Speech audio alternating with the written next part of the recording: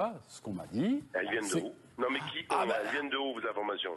Gervais, je vais pas vous dire quel est mon informateur, évidemment. Cher monsieur Ménard, vous n'avez aucune information parce que ça c'est une invention pour faire un peu de buzz et faire parler de votre émission que j'écoute avec beaucoup de plaisir d'ailleurs depuis tout à l'heure.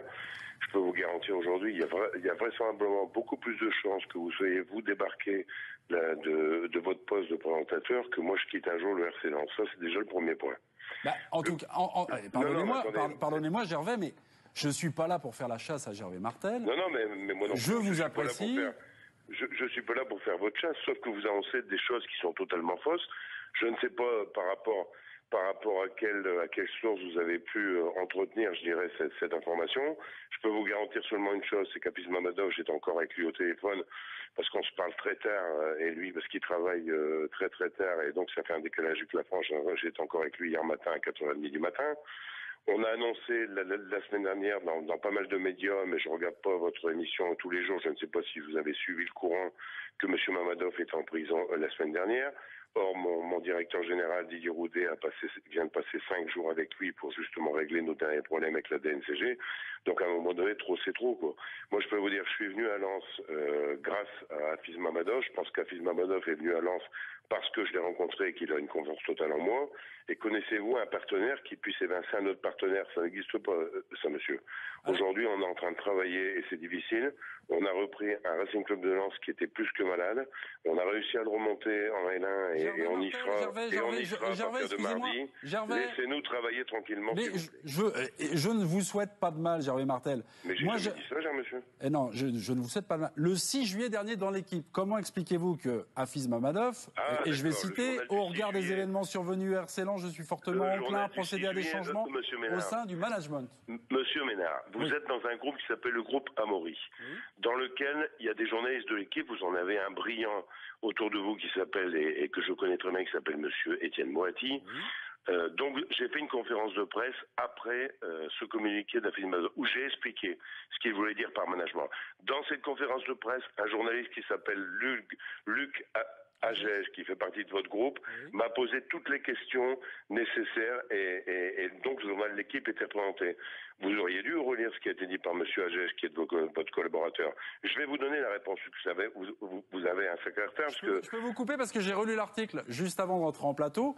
Moi, il y a des questions que je me pose sur les 10 millions d'euros que vous devez présenter à la DNCG.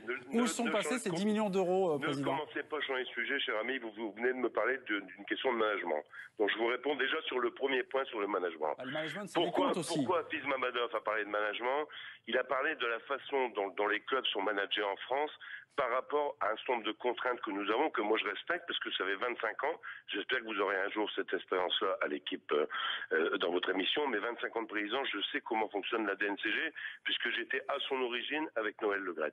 La DNCG, c'est difficile à comprendre quand on est à l'extérieur, quand on investit dans d'autres pays que le football, et c'est ça que M. Mamadov a eu du mal à comprendre. Parce qu'il fonctionne pas comme ça avec l'Atlético de Madrid, dont il est sponsor, avec Sheffield United, peut-être s'il rentre aujourd'hui dans Sheffield United. Il a simplement expliqué qu'il avait des difficultés à comprendre le management. Vous faites un amalgame déjà en disant, pas de problème, demain, Martel va être remplacé, mais il n'y a que vous qui faites cette amalgame. En plus, ce communiqué... Non, pardonnez-moi, je ne fais pas un amalgame par rapport à ça. Je suis désolé, j'ai eu un informateur qui m'a annoncé que c'était acté. On m'a même dit qu'il y avait une deuxième cellule qui travaillait pour la reprise dans votre dos. Alors, je suis désolé. Si on peut dire les choses... mais bien sûr, moi, je ne lance pas, je ne lance pas, Monsieur Martel, écoutez, vous n'avez donné aucune information concrète sur ce que vous venez de dire. Oui. Moi, je peux vous garantir que Hafiz Mamadov, encore une fois, était encore avec moi hier au téléphone. On est en contact permanent. Je peux vous garantir que mardi, quand on va passer à la DNCG, on va remettre le club en première division. Puis en plus, je vais vous dire, quand vous faites des titres sur votre émission, mais je comprends que vous avez besoin de gagner un peu d'audience, marquez Adieu Martel. Écoutez, c'est un manque de respect pour ma personne. Et je peux vous dire qu'il y en a beaucoup qui manquent de respect depuis quelques jours par rapport à ma personne. Et moi, je vais pas ici dire, je réfléchis s'il y aura des actions, mais j'aurai un certain nombre d'actions. Je sais pas à votre compte ou d'autres, mais par rapport à d'autres, très certainement, parce que c'est insupportable. Pardonnez-moi, Gervais Martel, mais on reparle des 10 millions d'euros. Alors, les 10 millions d'euros, c'était dans l'article de Luc Agege, que j'ai relu, c'était jeudi dans l'équipe. Qu'est-ce que ça a à voir, non, mais ça, si Lens n'est pas en Ligue 1, c'est que la DNCG vous demande 10 millions d'euros. Alors, excusez-moi, Gervais, pardonnez-moi, mais je vais remplacer une. Le premier premier virement, donc, vous l'avez envoyé, ou en tout cas le club l'a envoyé à la mauvaise banque. Le deuxième tentative à la mauvaise banque, ça a échoué. Pourquoi? Parce que vous étiez trompé de code bancaire. Mais je ne me suis pas trompé de code bancaire, monsieur. Mais qu'est-ce que vous racontez? Il y a un mauvais code IBAN, un mauvais RIB. Il y a une erreur d'IBAN. Vous savez ce que c'est qu'un numéro d'IBAN? Oui. J'ai fait des paiements par Internet et des virements. Il y a eu une erreur d'IBAN dans le virement, ce qui fait qu'il n'est pas arrivé. Maintenant, si ce soir, vous m'avez fait attendre jusqu'à minuit et demi pour me demander si les 10 millions sont arrivés, ça ne vous regarde pas. Je passerai mardi à la DNCG de manière très sereine. Je passerai mardi à la DNCG et je dirai aux gens de la DNCG, pour qui j'ai un plus profond respect, l'organisation du club pour l'année prochaine en L1. Donc, écoutez, branchez-vous à partir de 14h mardi et vous pourrez faire une belle mardi soir pour savoir si les 10 millions sont arrivés ou pas arrivés. Ça, ce sont des relations entre deux actionnaires qui sont Gervais Martel et Hafiz Mamadov, des relations par rapport à un organisme qui est respectable, qui s'appelle la DNCG, et aussi par rapport à un pays qui est très respectable, qui s'appelle l'Azerbaïdjan. Moi, j'ai un rôle, c'est d'essayer de rassembler tout le monde, et vous verrez que mardi, à partir de mardi, tout sera rassemblé, les supporters de Lens et tous ceux qui aiment ce club, et croyez-moi qu'il y en a beaucoup, seront contents de le retrouver au niveau de la Ligue première. Gervais Martel, on adore ce club, et lundi, est-ce que Antoine Combaré sera d'ores et déjà de retour à l'entraînement? Est-ce que vous pouvez nous l'annoncer ce soir? Je n'ai pas à vous répondre par rapport à Antoine Combaré. Vous m'avez fait venir sur cette émission en disant que j'allais être viré. Mais vous n'avez pas non, Gervais Martel, je ne vous ai pas. Non, je ne vous ai pas fait venir. C'est votre attaché de presse qui m'a demandé de vous inviter. Je vous invite et voilà, c'est tout. Non, mais vous m'avez invité. C'est pas moi qui.